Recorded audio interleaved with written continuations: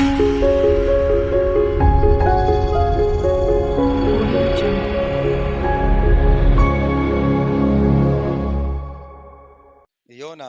1வது அதிகாரம் அதனுடைய 17வது வசனம். யோனா 1வது அதிகாரம் அதனுடைய 17வது வசனம்.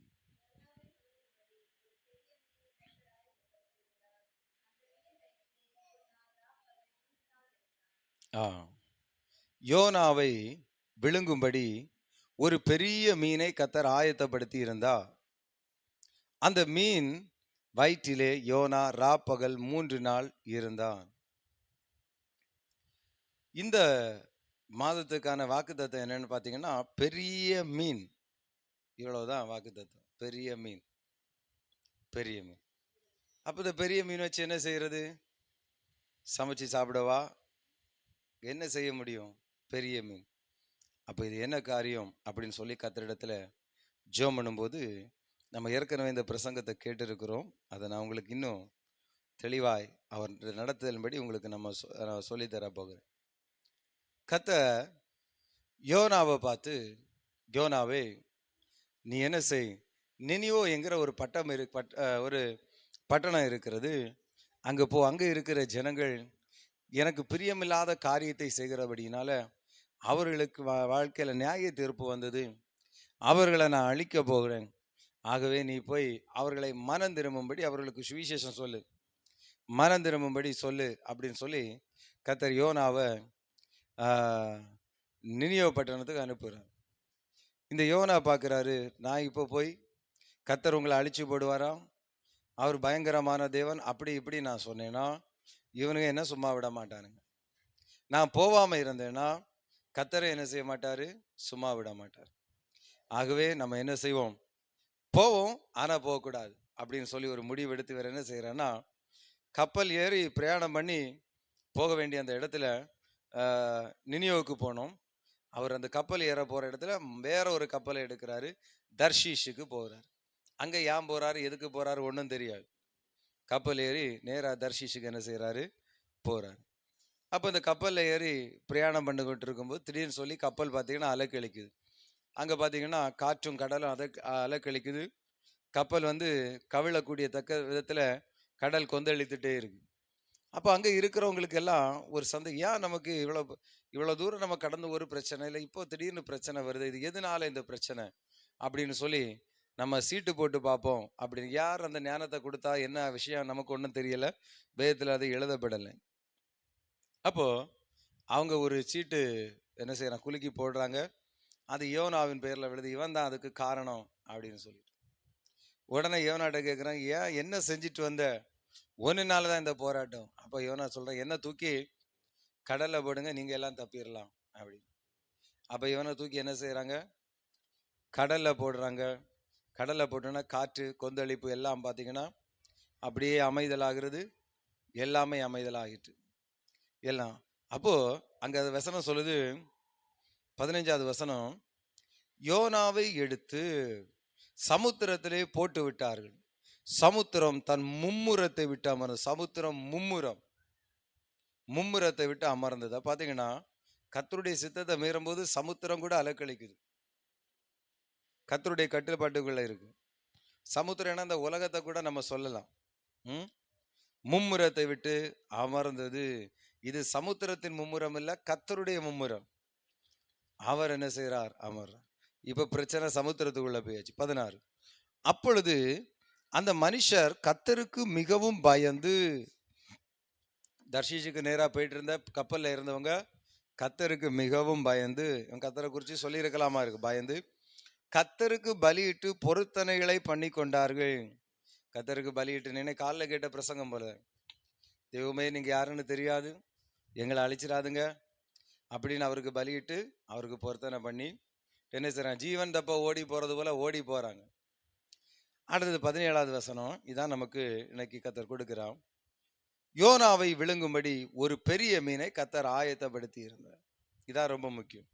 யோனாவை காப்பாற்றும்படி இல்ல, விழுங்கும்படி ஒரு பெரிய மீனை கர்த்தர் ஆயத்தப்படுத்தி இருந்தார். அப்ப கர்த்தர் இடத்துல இப்படிப்பட்ட ஒரு காரியம் உண்டு. இப்படிப்பட்ட ஒரு காரியம் உண்டு. இப்போ ஒரு ட்ரெயின் போயிட்டே இருக்கு, அது ட்ராக் மாறி போகுதுன்னா உடனே அதை காப்பாற்றுறதுக்கு நிறைய சிஸ்டம் அங்கே செஞ்சு வச்சுருப்பாங்க. சாஃப்ட்வேர் எல்லாம் வச்சு ட்ரெயின் மாறி போகிறனா அங்கே ட்ராக்ல இருக்கிற சென்சார் உடனே சிக்னல் கொடுக்கும். உடனே மற்ற ட்ரெயின் எல்லாம் நீக்கி எடுத்து அதை மறுபடியும் ரெஸ்கியூ பண்ணி கொண்டு வர அளவுக்கு பார்த்தீங்கன்னா நிறைய டெக்னாலஜி வச்சிருக்கிறாங்க. அதே போல கர்த்தரும், கர்த்தருடைய கிரியைகள், கர்த்தர் சொன்ன காரியங்கள் சரியா நடக்காத பட்சத்தில் அதை மறுபடியும் ரெஸ்கியூ பண்ணி கொண்டு வருவதற்கு நிறைய டெக்னாலஜியை வச்சிருக்கிறாரு. அதுல ஒரு டெக்னாலஜி தான் பெரிய மீன்.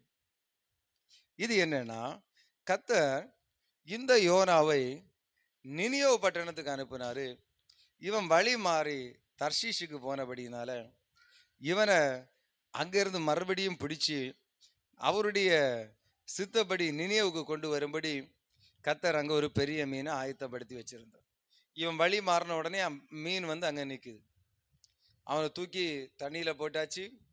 மீன் என்ன செய்து அவனை அப்படியே விழுங்கிட்டு, அந்த மீன் வயிற்றிலே யோனா ராப்பகல் 3 நாள் இருந்தான். அந்த மீனுக்கு வயிற்றுல யோனா 3 நாள் ராப்பகல் இருந்தான். அப்ப இந்த மீனுடைய பேர் என்னது? இந்த மீனுக்கு ஒரு பேர் போடலாம். என்ன பேரு? மனம் திரும்புதல்னு ஒரு பேர் போட. மனம் திரும்ப செய்யும் மீன். அங்கதானே இந்த ஆளு மனம் திரும்பினார் இல்லையா?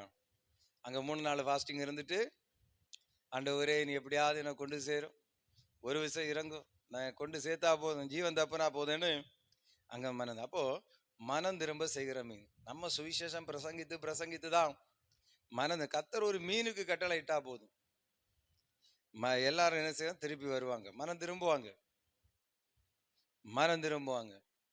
இப்போ ஒரு எக்ஸாம்பிளுக்கு நம்ம நிறைய ஆத்துமாக்கள் வரணும்னு ஒரு பக்கம் ஜெபம் பண்றோம் வச்சிடுங்களேன், ஜெபம் பண்ணுறோம். இப்போ நம்ம சபைக்கென்று சொல்லி கர்த்தர் ஆத்துமாக்களை நியமிச்சிருப்பான். இவங்க இன்னொரு சபையில இருக்கிறாங்கன்னு வச்சுடுங்களேன். அப்போ அங்க என்ன செய்யலாம்? ஒரு கொந்தளிப்பு வரலாம். கர்த்தர் ஒரு பெரிய மீனை சபைக்கு வெளியே ஆயத்தம் பண்ணி வச்சிருப்பான். ஆயத்தம் பண்ணி வச்சு என்ன செய்வார்? கொண்டு, நான் உன்னை எங்க போக சொன்னேன் அப்படின்னு சொல்லிட்டு இங்க எல்லாம் வர சொன்னேன் அப்படின்னு சொல்லி இங்க கரெக்டா கொண்டு சேர்த்துருவோம். அதே போல இந்த சபைக்கு வரணும்னு சொல்லி கர்த்தர் நிறைய பேர்ட்ட சொல்லி வச்சிருக்கலாம்.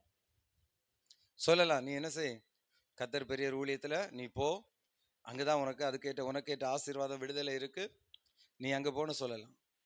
உடனே அவங்க என்ன செய்யலாம்?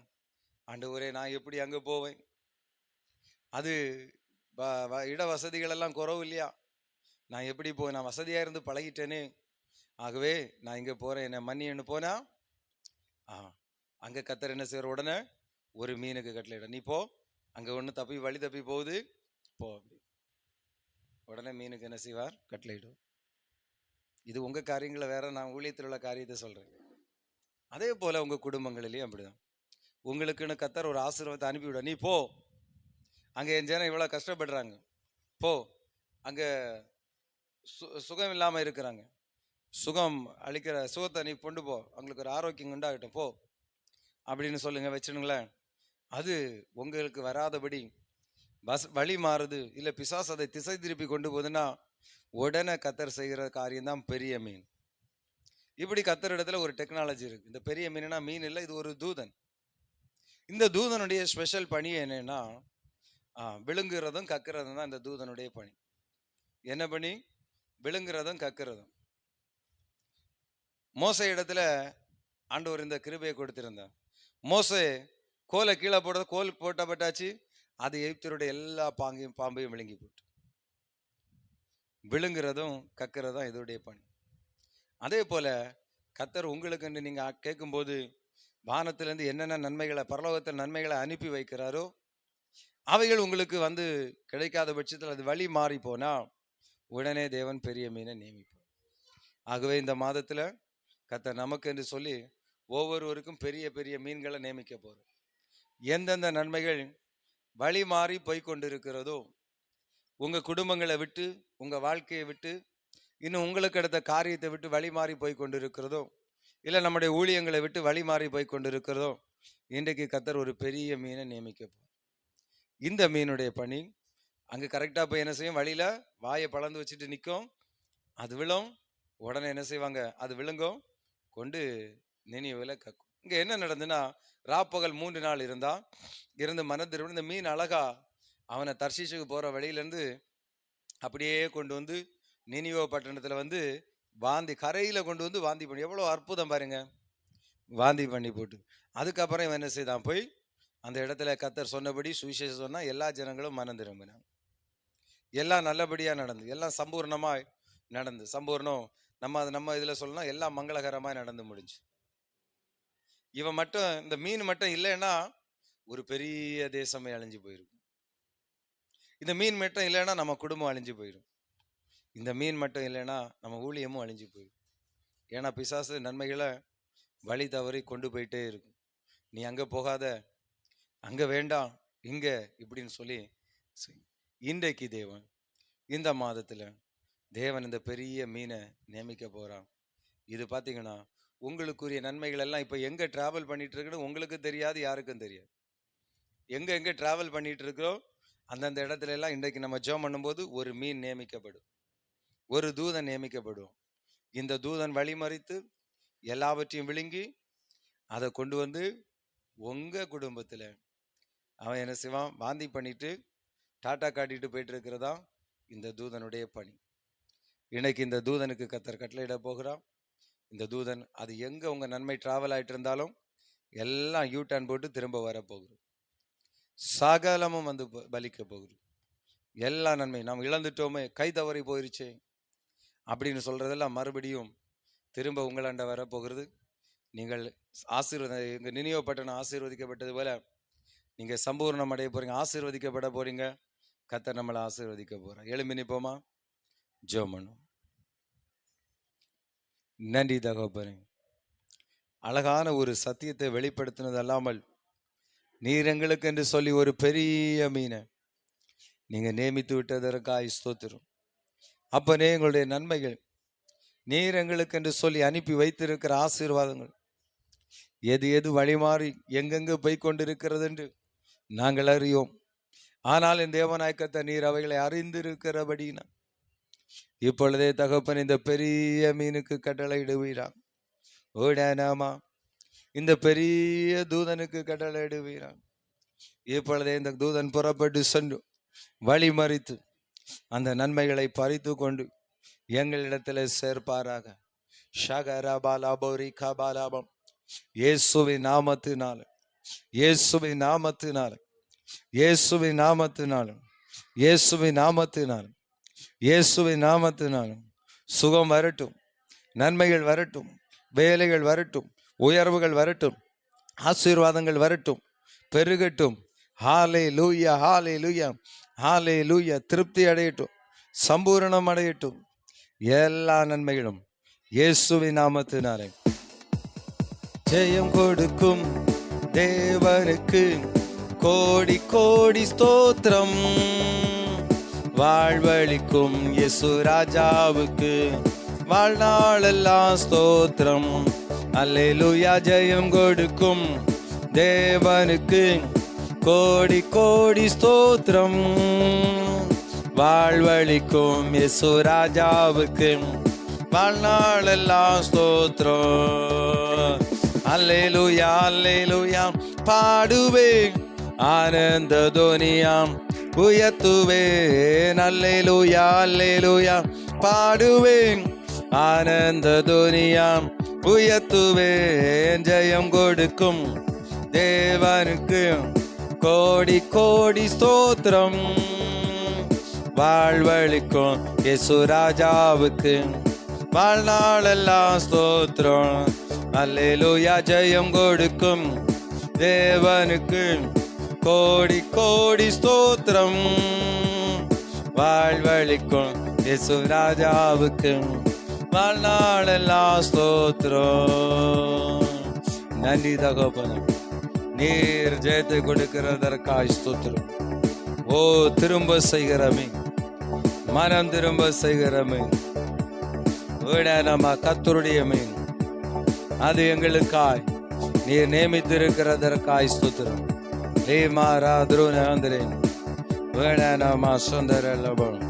உங்கள் துக்கம் அது சந்தோஷமாய் மாறும், உங்கள் துக்கம் அது சந்தோஷமாய் மாறும்.